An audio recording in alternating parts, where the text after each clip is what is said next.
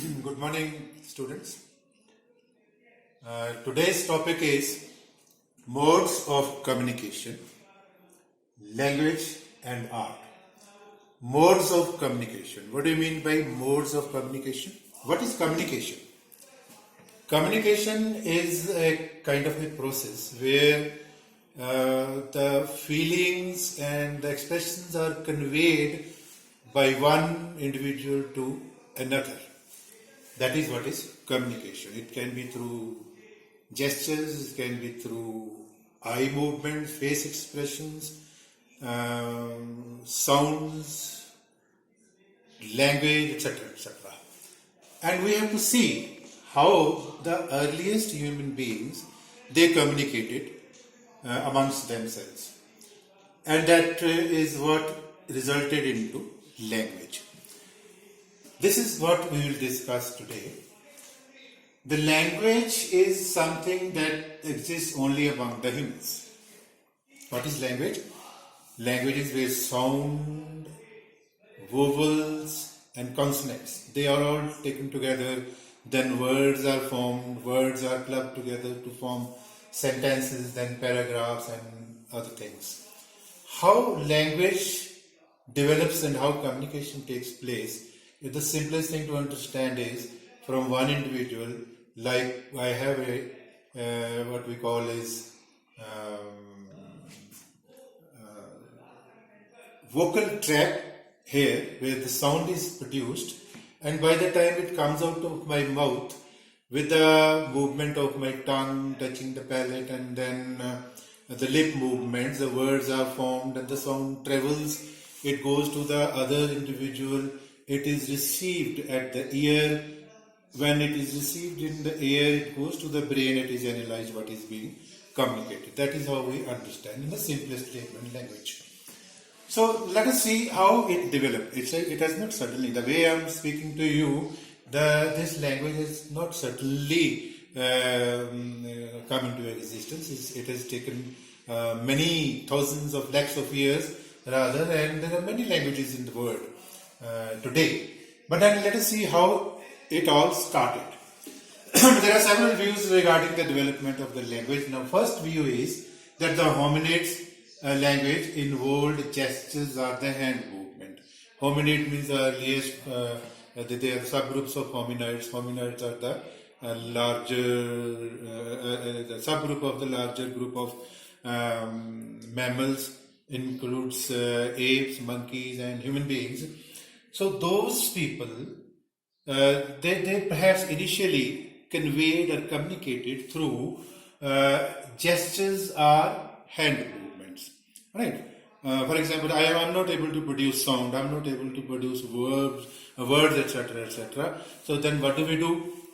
So I'll have to use my either hands, like if I have to call somebody, I'll say, because without uttering anything, if I do like this, the person on the other end understands that I'm calling him.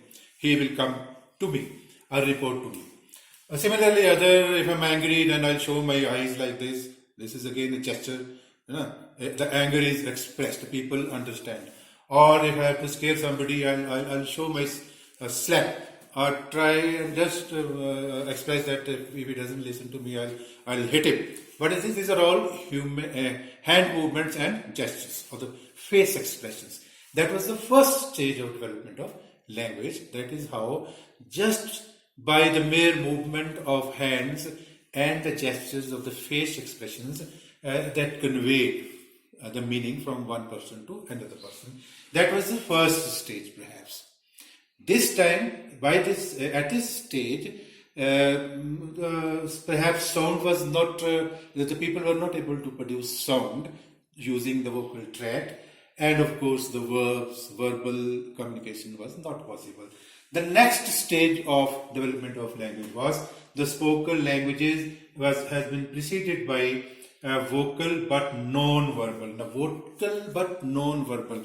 Vocal means when you produce sound. Non-verbal means no words. Right? For example, A, E, I, O, U, the vowels. If you must have seen around monkeys producing sound, but they are not able to produce words.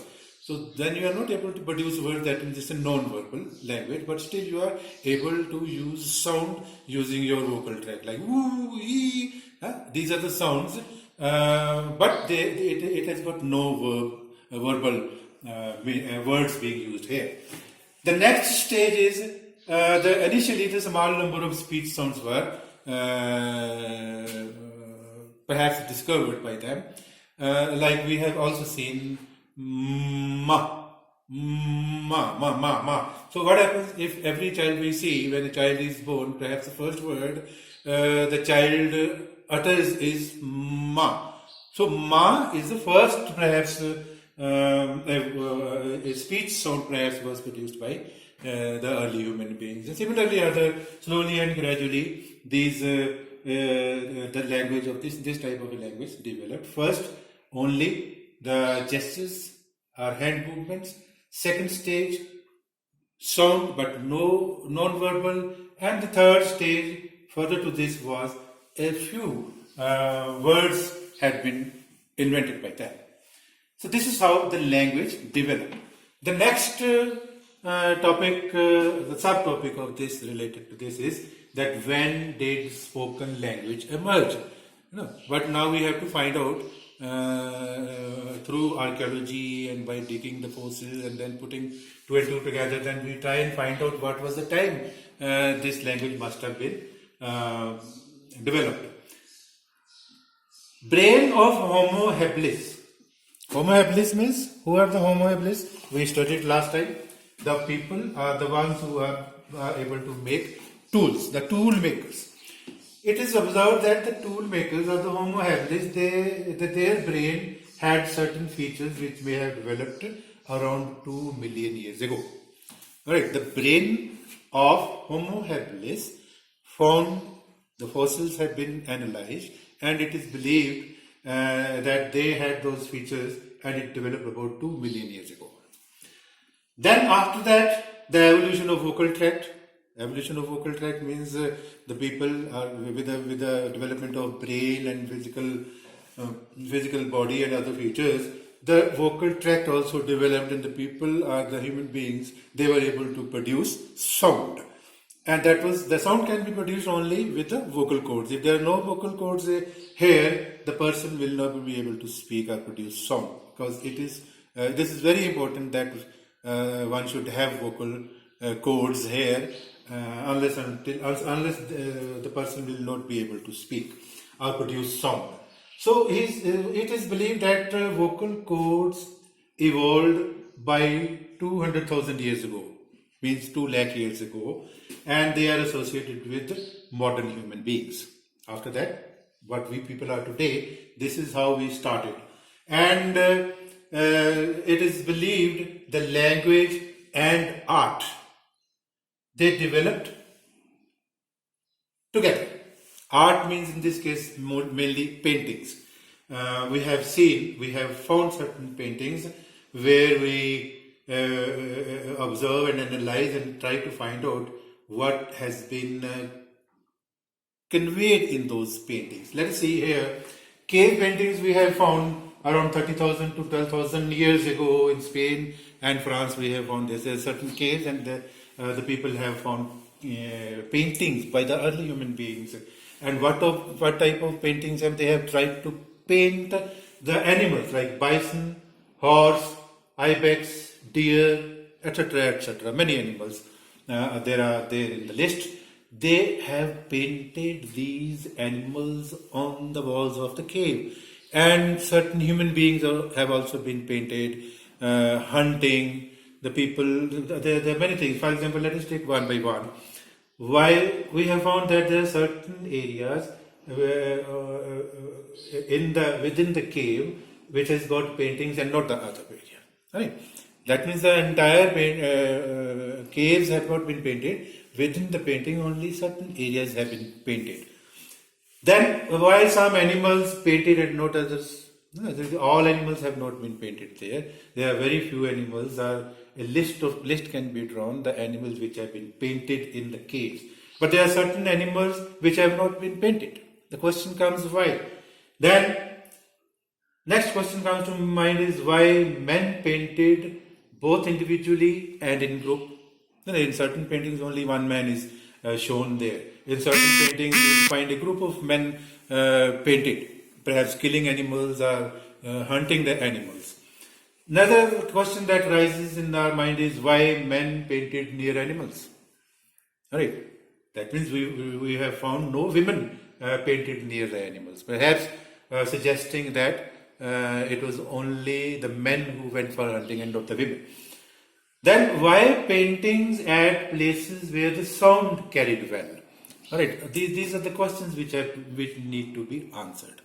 Now, all these things show these answers can be answered by looking at these things. Perhaps the first answer to these is that these paintings have certain ritual associations. Perhaps it is believed that the people during that time, they used to go to the cave. Perhaps it was considered like a temple or so. They prayed before going for hunting, and they prayed for a better hunt or a good hunt for the day. So it suggests perhaps it was a kind of a ritual, going to the cave, praying there, and then going for a hunt, wishing that perhaps they would meet a good hunt that particular day. And then another idea which comes to our mind is perhaps these caves were a kind of a meeting point, or a meeting point where the people could gather together and they could meet, they could discuss, they could celebrate, or whatever the things they could have done, they did it there. Then another very important idea that comes to our mind is they painted on the walls of this. Perhaps they wanted to share the techniques of hunting, because they have been shown hunting. The paintings are showing, most of the paintings are showing men hunting the animals. So that shows perhaps because writing had not developed during that time, so they were not able to write. Instead of writing, they developed another kind of a system where they could share their technique and preserve that. So they preserved those paintings by sharing their techniques with others, and perhaps with the idea to pass on these techniques from one generation to another and to another and to another. So that was their perhaps idea. This is what we guess, that all these questions have been answered by showing this, because that was perhaps was there in their minds, that they could have painted inside the caves with those hunting techniques. All right. That is all for today. Next topic we will take up next time. Thank you.